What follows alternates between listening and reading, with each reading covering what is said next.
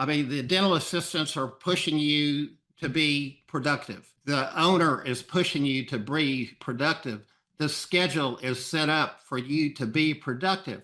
So in this case now, you don't necessarily have an opportunity to build a relationship with the child in pediatric dentistry or the parent for that matter. In fact, you may never see them until they're sitting in your chair.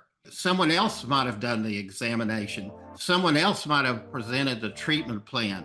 And you just doing what you're being told within a time allotted to you, or at least you're trying to. Welcome to Austin, Texas, and welcome to the Phil Klein Dental Podcast. On today's episode, we're diving into a topic that so many dentists can relate to, feeling stuck in a system that doesn't quite fit. Maybe it's the grind of corporate dentistry, or just that sense that your work doesn't fully reflect who you are or why you got into this profession in the first place. Our guest today, Dr. Mark Kogut, knows that feeling all too well. He's been inside that rigid, impersonal system, and he's also learned how to break free from it to create a practice that truly aligns with his values, supports his team, and makes a real difference in people's lives. Dr. Kogut joins us to talk about his new book, Breaking Free: How to Escape Corporate Dentistry and Build Your Dream Practice. We'll get into what inspired him to write it and what the title means to him personally. We'll also explore what holds many dentists back from ownership, how mentorship can change everything, and what first step to take if you're feeling unfulfilled in your current role. So if you've ever wondered what it would take to reclaim your freedom and build a practice that feels like yours, this conversation is a great place to start.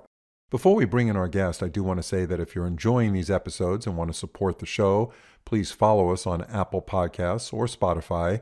You'll be the first to know about our new releases, and our entire production team will really appreciate it. Dr. Kogut, thanks for being on the show. Thank you for inviting me. I'm really looking forward to our conversation. Yeah, we're very happy to talk to you, and this all kind of came up because you have a book that came out, and the book is very interesting, and I think it's a great title. Tell us what the title is so we can all hear it from you. How to Escape Corporate Dentistry and Build Your Dream Practice. Yeah, so we all want to do what you just stated in your title, so that's why we have you on the show. So to begin this episode, let me ask you this. What inspired you to write Breaking Free, and what does the title mean to you personally? I wrote the book because I am no longer practicing clinical dentistry, and I wanted to help other people have an experience very much like the one that I had. I started my career, as an associate in a practice. It wasn't corporate, but it was a private practice, but it wasn't my practice, and it was a great experience in the sense that I had opportunities to learn things clinically, to learn how to interact with patients, but in a somewhat different way than what I wanted to work. I learned how to work with people on our team, and I learned some of the business of dentistry, but it wasn't exactly the way I wanted my practice to be.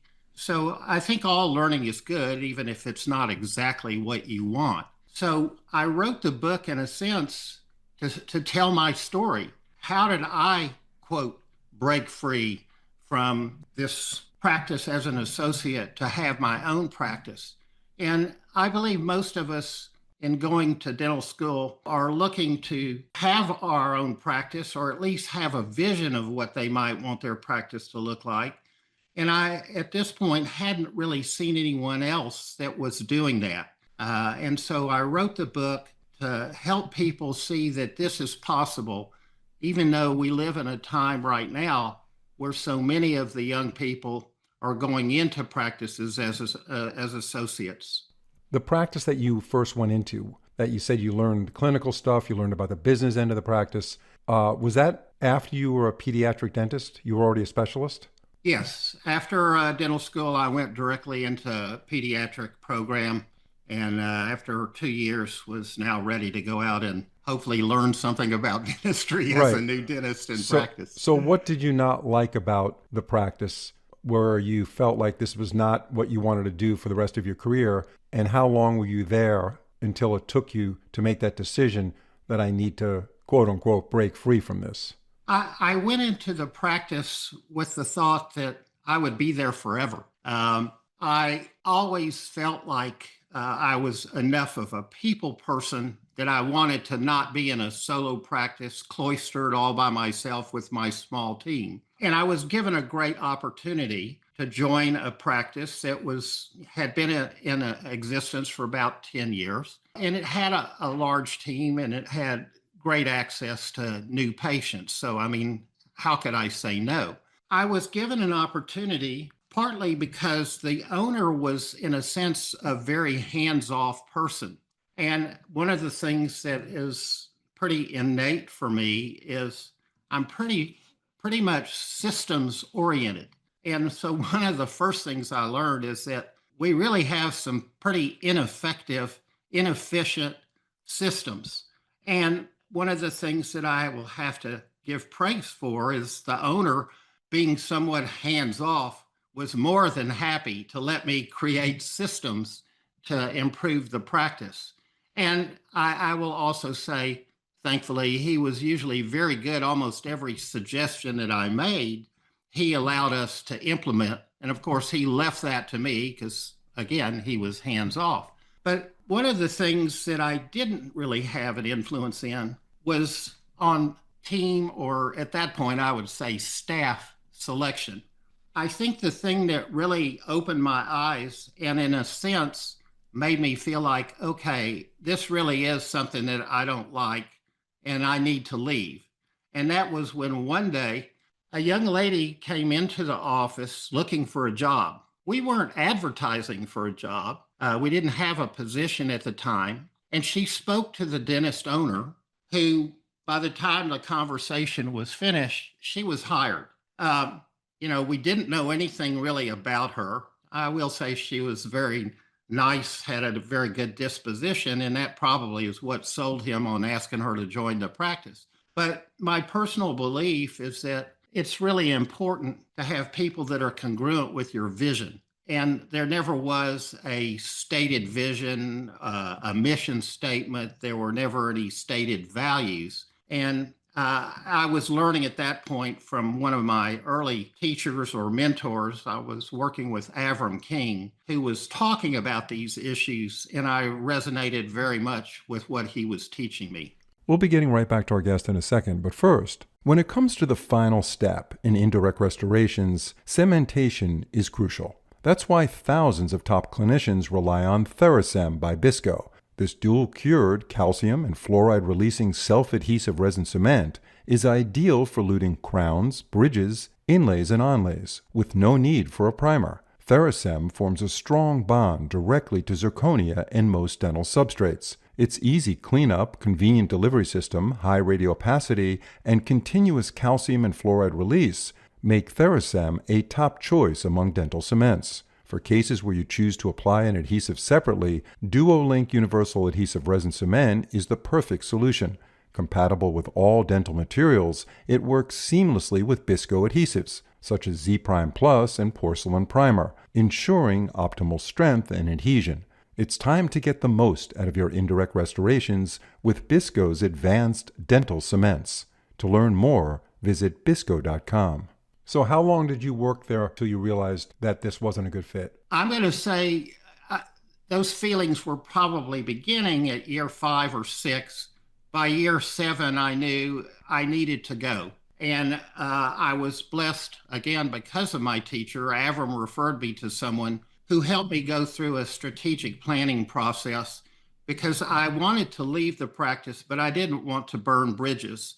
And I wanted to create a plan such that this change would be not only good for me, but for the person who owned the practice that I was leaving. And fortunately, when you have a plan and all of these things are done in a very intentional fashion, I can honestly say, and because I have the information, because it was an interesting separation, you might say, but I know for a fact his practice grew when I left, and my practice grew as well. So there must have been some time period where you felt like you've gained enough clinical expertise from the experience in this practice to feel confident to say, okay, the values don't match up with mine. There's no mission for all the reasons you just mentioned, but you had enough confidence to make that breakaway because you felt like you had the clinical competency that you gleaned from working in that practice for X number of years, 5 years.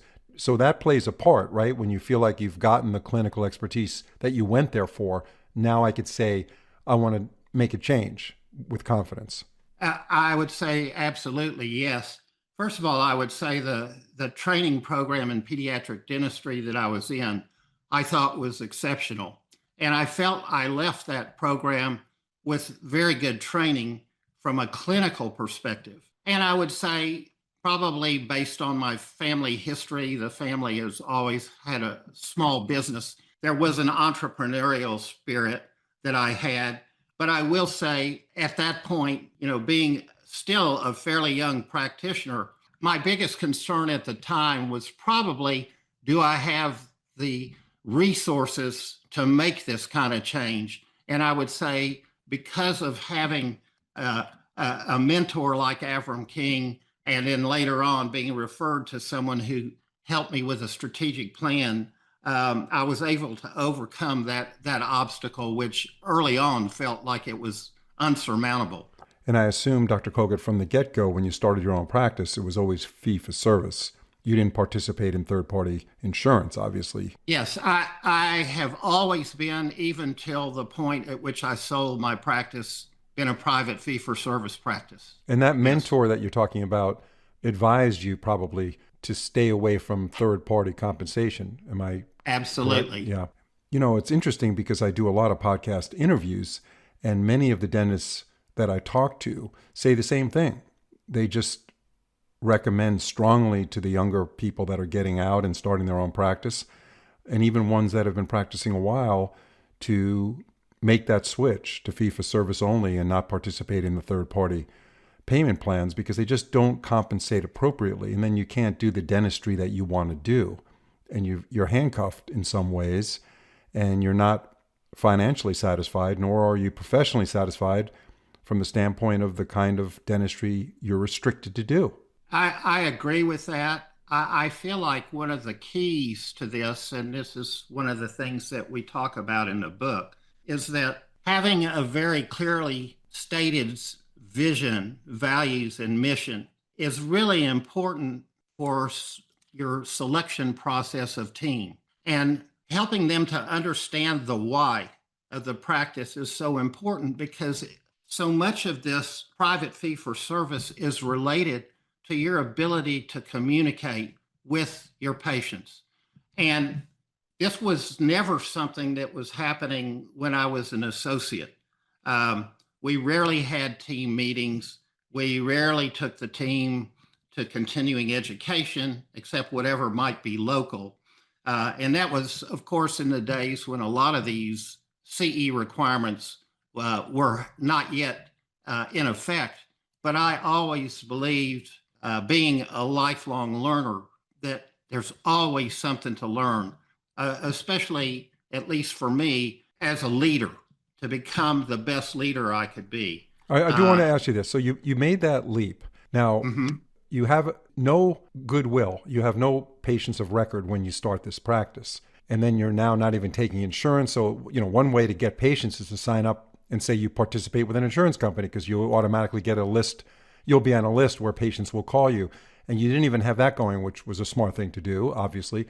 But how do you deal with that initial time period where there's just no patients, nothing but debt, and no money coming in? Well, I will say what you just described is not quite the case that I had.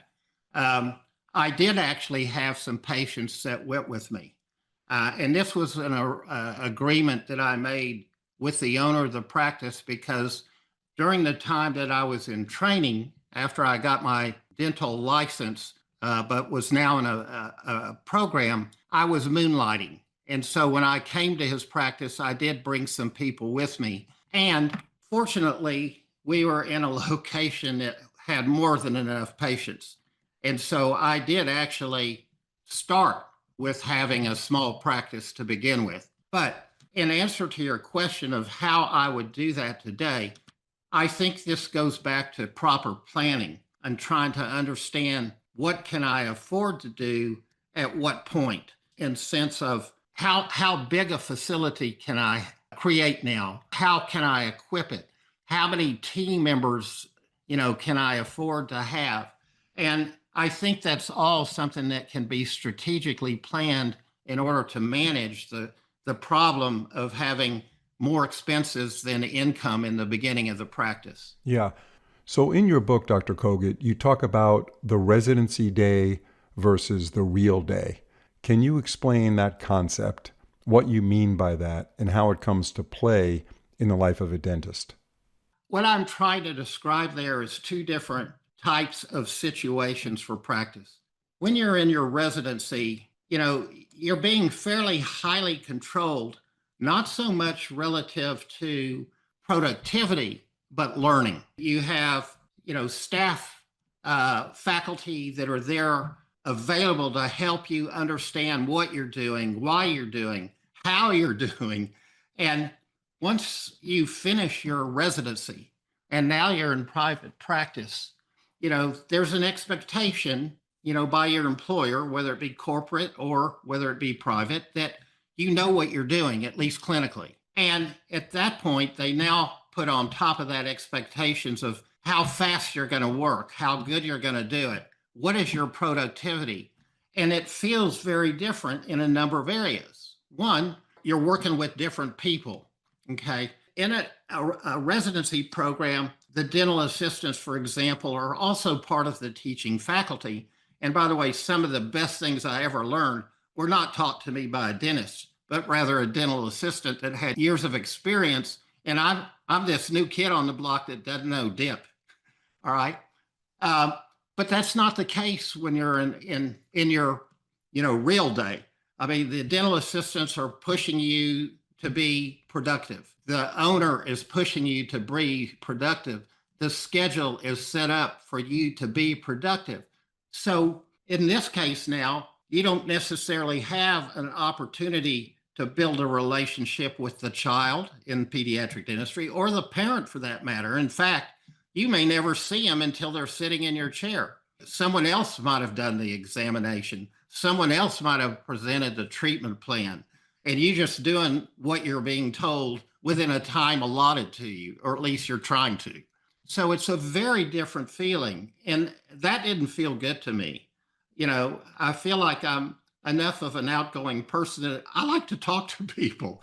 I like to talk to the children. In fact, now that I'm no longer doing clinical dentistry, one of the biggest things I miss is the interaction with the children, and watching them grow up. Pediatric dentistry is very special in a whole lot of ways, and I could expand on that at some point, but I miss that, and I miss my team. But you still need that balance, Dr. Kogut, because running a dental practice is running a business. Productivity is important because you have to pay the bills. But of course, for you, it was very important to follow through that case from beginning to end and not just be handed over a patient that was in the middle of treatment with someone else and you were just continuing on with the service. You wanted to develop a relationship with the patient, watch that patient grow, keep the relationship with the parents, and of course work with team members that are in alignment with your mission as a dentist. I totally agree with that.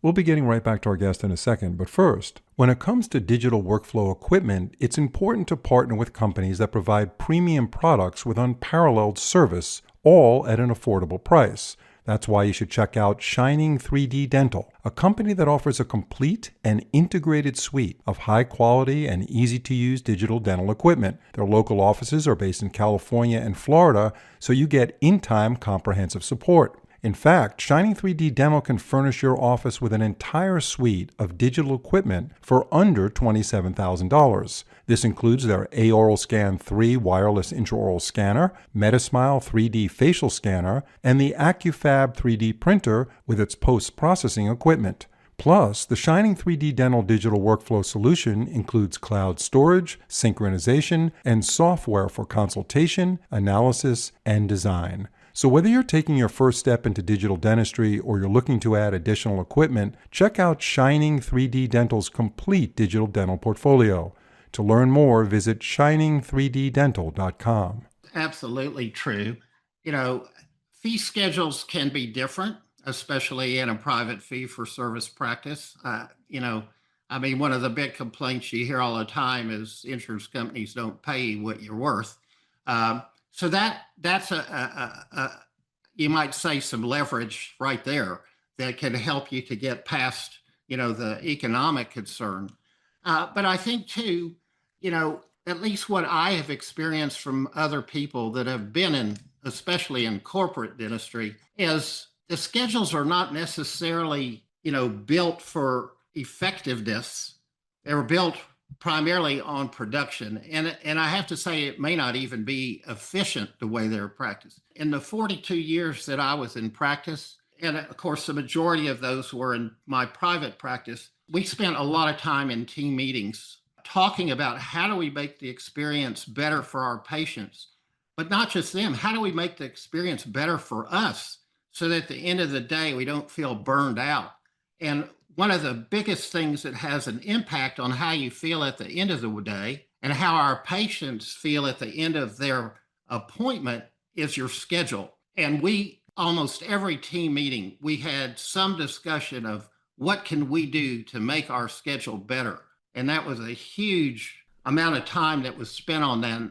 And it made a huge difference. And some of the things we did were pretty unique. And we almost always ran very close to being on time because we worked on that so much, that system. Right. Now, what do you think the biggest emotional blocks are holding dentists back from pursuing ownership? Because keep in mind, ownership is not for everyone. Someone may fit better in a DSO, some corporate organization where they only want to work a certain number of hours and they don't want any responsibility. They don't want to deal with HR, infection control, regulatory, inventory, dealing with the lease, and a million other things that is involved with running a practice. So it's not for everybody, but for those that want to pursue ownership and they feel like they're ready to, they have the clinical expertise like you thought you had when you left the corporate practice, what's holding them back, generally speaking, emotionally?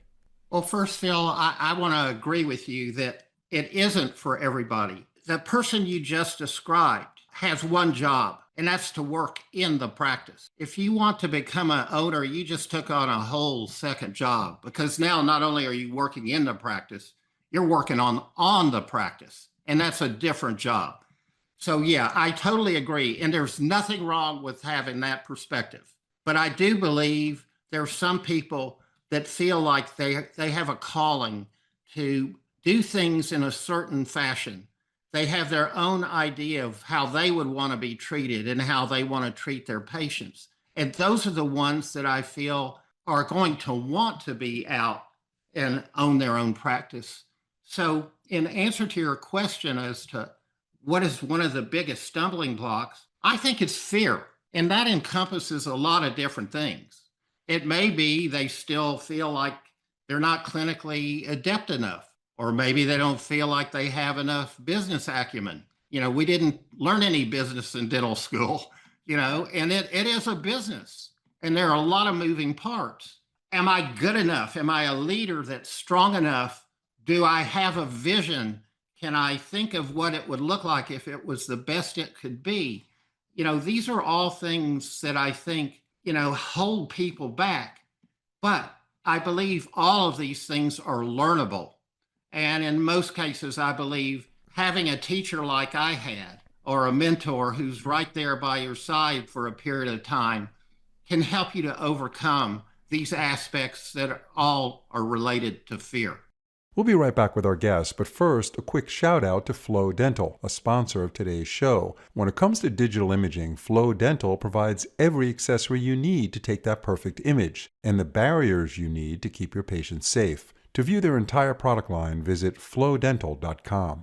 Yeah, no question about it. It's interesting because I had a recent conversation on a podcast episode with a doctor who came from Cuba at 18 years old, didn't know a word of English. He ended up going to UAB, University of Alabama, and he found a mentor. And that mentor said to him, after working with him for 2 years, he paid off his school loans, go start your own practice, go fee for service. He's an aesthetic dentist That's what his thing is aesthetic dentistry. And he's doing fantastic. And what he did was he literally bought a practice where everyone had insurance, and he decided to get rid of all of it. And what he did was he took the lab bills and showed it to his patients and said, you want me to do a veneer on you? Let me show you what my lab bill is. And he would show them the lab bill, and then he said, this is what your insurance is going to pay for this. So we can't do this because your insurance reimbursement barely covers the lab bill. I'm going to make $10 on this veneer. So we have options, but if you want the best solution, I'm going to have to not accept the insurance, and you're going to have to pay me separately. And he said about 80% of his patients decided to do it. They said, for my aesthetics and my mouth and my future, I'm 40 years old or whatever, however the patient was he was talking about, for the rest of my life, I'm going to have a beautiful result, and I'm willing to pay for that. So like you said, it's a mindset, right? It's a mindset that the dentist has to have going in. I agree with that.